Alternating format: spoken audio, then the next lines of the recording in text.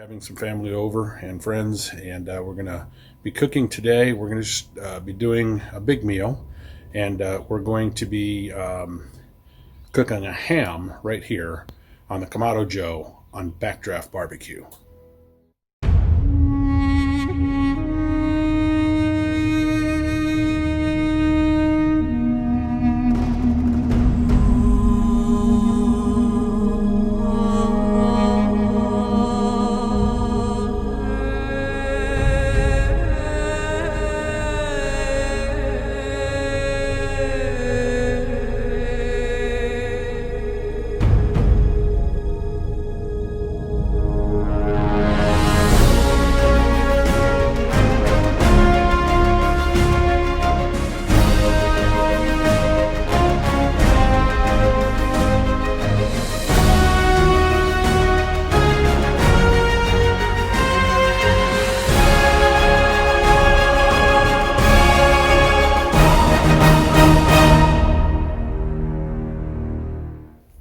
Okay, so we're going to be using Fogo today for this. This is a pre-cooked ham, so it's already fully cooked. All we're doing is just going to add a little bit of flavor and heating it up. We're going to add a little flavor and just kind of kick it up a little bit. So we'll get this going.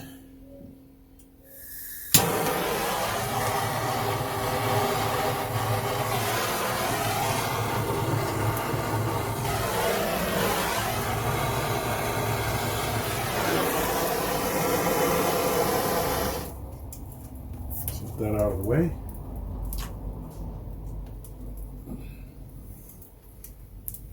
Now, while this is heating up,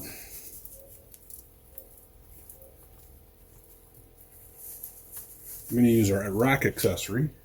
And we're going to install this. Actually, I want to turn my divide and conquer around so that my notches are on the side over here. I can lock my grill grates in. So we'll go ahead and put this in here.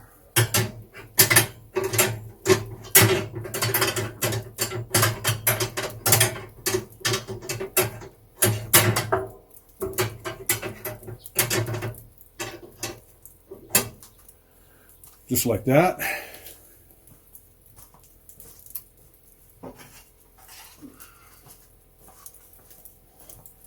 Then we're going to put our heat deflectors in. And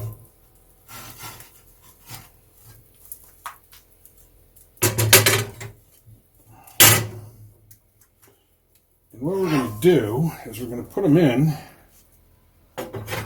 While this comes up to temperature, we're going to put them in the half moon configuration. Something I learned from Smoking Dad Barbecue. Now we're just going to let the Joe come up to temperature, and then we'll put the rack on there on the top, and we'll bring the ham out. So while we're waiting on the Joe to come up to temperature, we're going to go inside and get the ham ready. Okay, so what we've done is we're using Fogo. We got the fire started, and then we installed our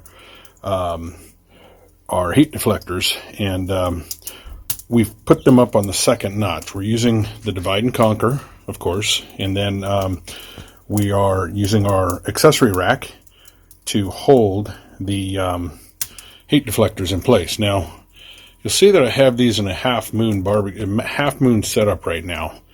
I learned that from Smoking Dad Barbecue, and we're going to let the Joe come up to temperature with this configuration, and then once we get our temperature, we'll go ahead and close these together, and we'll put our rack up here on the top, and then we'll put our ham in there.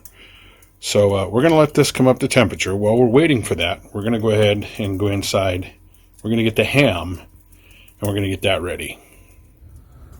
All right, so I think we're reading about 325. I've gone on ahead and put the heat deflectors, close them up. We're going to install the grill grates.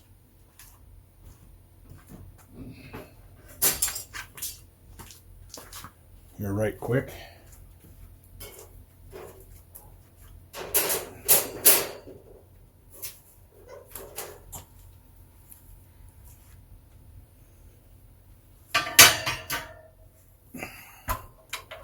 Burp it. All right. So we want this about 325. So we want our temperature.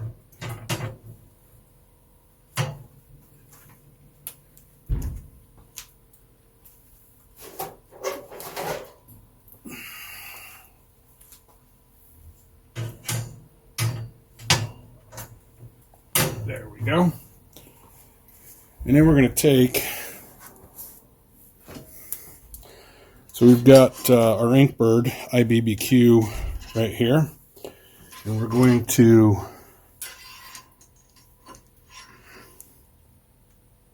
put that right about there, just so we can kind of keep an eye on our temperatures. Not that it's really that critical, because like I said, this is a simple reheat of a pre-cooked ham. So we'll close that down, let it stabilize. While we're doing that, we're going to go ahead and glaze the ham. So this is not quite a 9-pound ham. I think it's like 8.8 pounds or something. I just ran some score marks on there. Nothing, not trying to be pretty or anything, because we're going to cover that up with pineapples. But I have this glaze that I made. I will leave the directions on how to make this in the description. I did this one time before on the Kamado Joe offset.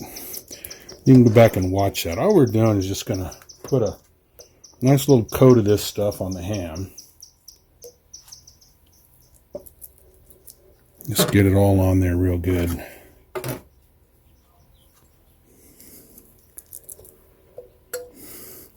And we're going to cook it in this pan.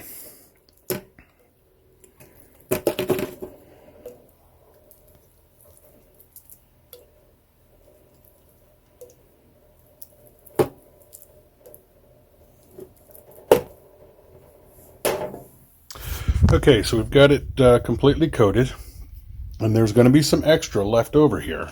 You're going to hold on to that because we're going to use that at the end. We're going to put some honey in there, and then we're going to reglaze this, recoat this again. So let's check on our temperature. Okay, so we're reading right about 350 there, and right about 351 on the Inkbird, so that's about as close as you're going to get. A difference of 1 degree between thermometers. I think that's pretty good. So we're going to go ahead and put this ham on here. We'll get our temp probes in there, and we'll start cooking this guy. All right, we'll go ahead and open this guy up and burp it. And we're going to put this on, and we'll stick our temperature probes in there. Put this one here.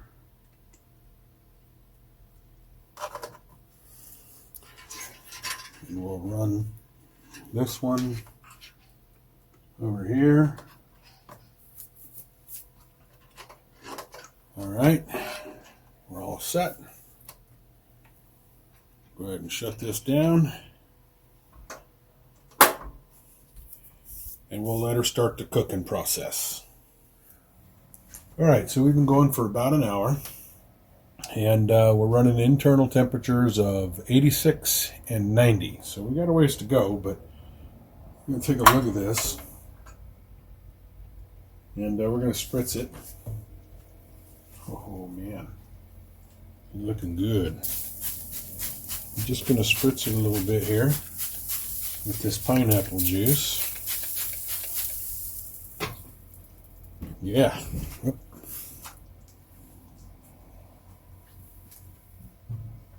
Close her down.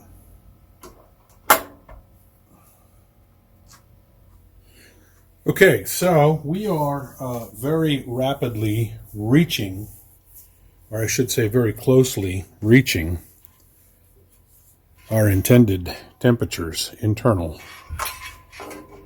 So what I'm going to do is I've taken that glaze that I had earlier and I've reheated it to bring it back into a liquid consistency. And then I added some honey to it. So what we're going to do is open this up. Now we've put the slow roller in here as well. I changed it up a little bit. And we put the slow roller in there. So we'll do one more quick little spritz here. And then we're going to take this glaze, and we don't want to use it all. We just want to glaze it real well because we're going to use a little bit more just before we serve this up. You just want to get it in there nice and pretty. It's coated in there.